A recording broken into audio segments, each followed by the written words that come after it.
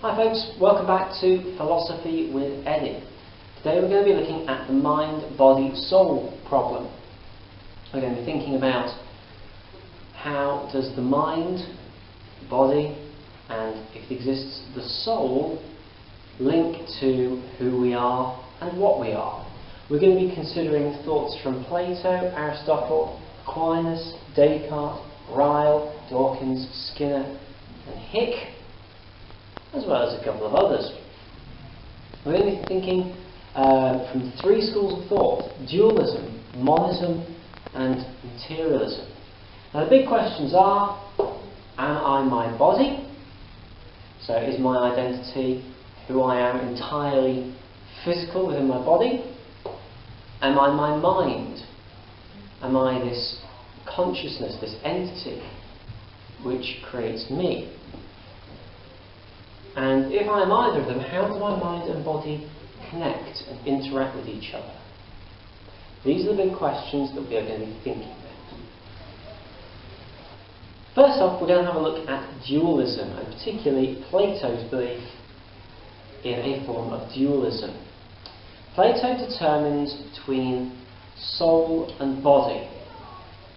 Now the problem that we have with the Greek is that psyche can be interchangeably used for both mind and for soul.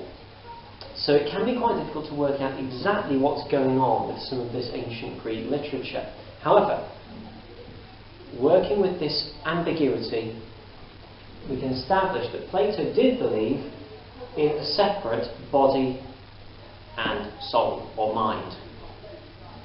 And that's called dualism. Dual as in two, duo, body separate from soul.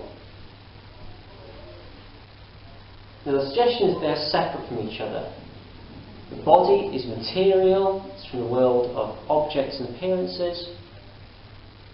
The soul is from the world of forms, it's permanent, immortal, and from the world of perfection. So Plato believes that the immortal soul inhabits the mortal body and then goes back to the realm of forms afterwards. There's also some suggestion of the soul acting like a charioteer over the body, and sometimes over the body and the mind. There's two horses. But the soul's in charge. The body has base desires, it has appetites, it has lust, it has anger, and it is up to the reasonable soul, rather than the animalistic body, to control what the person does. Sometimes it's just body, sometimes it's body and mind. It depends on how it's been interpreted from the Greek. It's important to recognise that ambiguity makes it quite difficult to tell the difference. But really, Plato, we assume, is talking about body and soul, rather than body and mind. He sometimes lumps mind in with the soul, as in the process of thinking, what we would call our mind and our consciousness. Sometimes he puts it in with the body as a form of, like a lower form of thinking. However, there is an objection to this. He doesn't really explain the way in which the soul can control the body. He gives reason, but not the cause link. So the difference in cause and reason. Reason is having a thought about something, cause is then putting it into action. So, yes, maybe there's this idea that the soul can think in a more rational and more philosophical way compared to the body. How does the soul then cause, i.e. enact, how does it cause the body to do something different?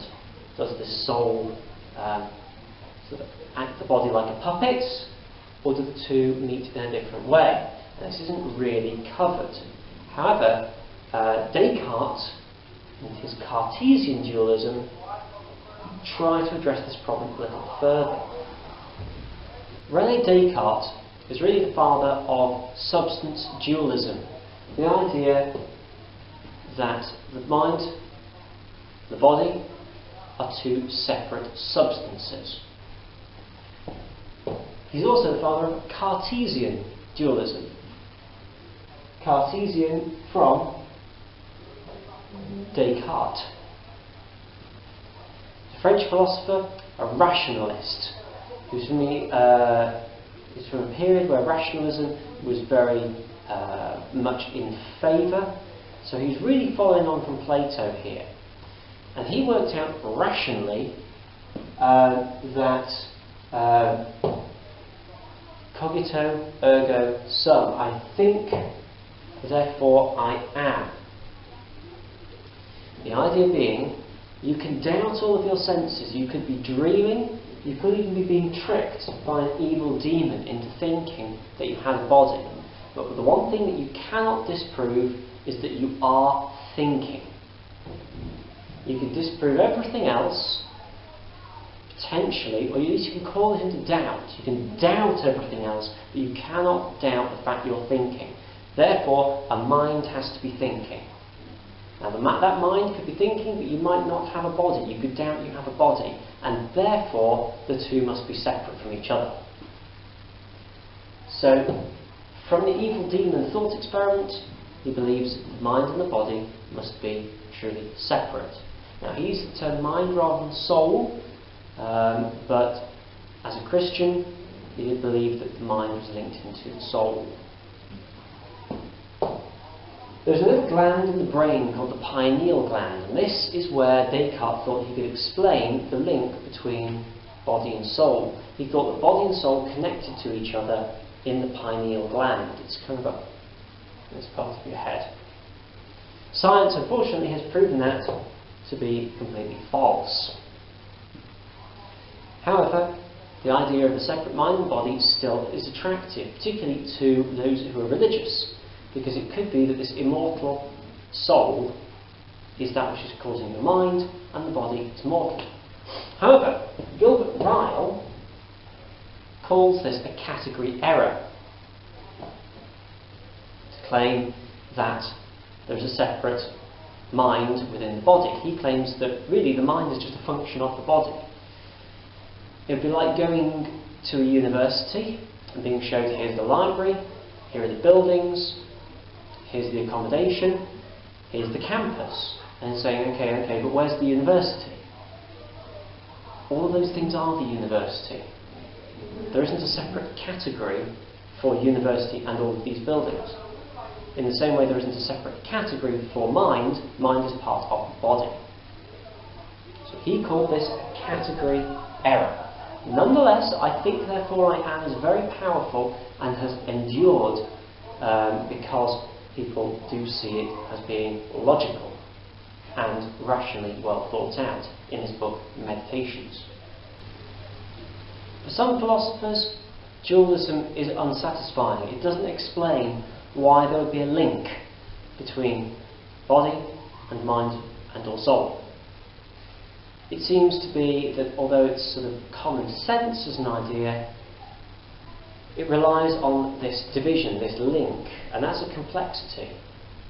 And a more simple answer could be achieved. Monism, the body is the soul is the body, they are one. They're two aspects of the same idea. Aristotle suggested that the soul is kind of like a life force. Plants have a vegetative soul, and humans have the most reasoned soul. But anything that's alive has got a soul, and it's the force of life that goes through. Aquinas believed a very similar idea, that the soul exists within the body. The soul is almost like the electricity flowing through the machine. The machine, I'd say, wouldn't work without that. And this idea is quite attractive, particularly in Christian thought. One of the problems with Plato and his dualism for Christians was, well, why would Christ be embodied and then reincarnated in body? Because the body apparently is evil, so why involve, or at least substandard, why is it being involved? Aquinas and Aristotle would say, well, you need a body, you can't have the soul without the body. Geach, he's a Geach, not a fan of Plato or of Descartes. He believed that dualism was simply a superstition that only existed because, quite frankly, Plato and Aristotle were such good writers. John Hick, often known as a soft materialist, soft materialism because he believed in the material body being the most of what we are, but with a spiritual side to it. So the soul exists within the body. And Elizabeth Anscombe, the body to her was necessary for enacting the thought of the soul. You know, your body may well point, but it's your soul that does the pointing. All of these are objections really to dualism, and in some cases to materialism, which we'll look at next. But the problem still remains. Where is the connection between mind and body? How is it formed? How do you have these two elements working together? It's not explained. And if you're a materialist, you lose that problem altogether. All the problems of monism and dualism disappear if you're a materialist. Because if you're a materialist, you reject any idea of there being a traditional soul. Basically, the body is all that there is. Yes, there's consciousness, but there's nothing more to it than that. Consciousness is your brain, is the connections within it, nothing more. Dawkins is an absolute classic here. He believes there is no dualism and it's just a bizarre superstition. Why would you believe that there is a soul in the body? It doesn't have any empirical evidence, doesn't have any merit. Therefore, we are just a body. He does, however, make a slight concession on the soul front. He refers to soul one as being the traditional ideas, like version 1 of the soul idea. And he rejects that completely. However, soul 2, his idea of like consciousness, he does concede science can't explain it at the moment. And consciousness, spirituality, why do we have it? He thinks science will explain it, but at this point that kind of exists as the only remaining question about the soul. Now, some would argue, well, if you're going to call it soul 2, and you are acknowledging that consciousness is something slightly different, can't be explained, how far away are you actually from monism? Not massively, really. You haven't explained any more than monism has, so maybe it's not all that great. There's an even more extreme version in the form of behaviourism, more extreme than Dawkins. This is B.F. Skinner. And B.F. Skinner basically believed that thought equals behaviour. Thought is nothing more than just a series of behaviours. There's some degree of proof, if you think like experiments on animals, that basically it's about learned behaviours, but it's generally not accepted by a lot of people. It's generally considered quite weak philosophically. Daniel Dennett says, well, what about reasoning? What about our inner thoughts, inner cognition? It's not explained. Animals are not the same as humans. Even Aristotle worked that out. This doesn't work. And it's criticised as being severely reductive, reducing humans down to the same level as animals. And not only is that uncomfortable for some people, but also there does appear to be evidence that they are not the same. Humans are more than just your average animal. In fact, the whole of materialism is often criticised as being reductive. It reduces people down to the same level as animals and plants, when there is definitely something different about us, whether you can explain it or not. So overall, there are strengths and weaknesses to the three positions.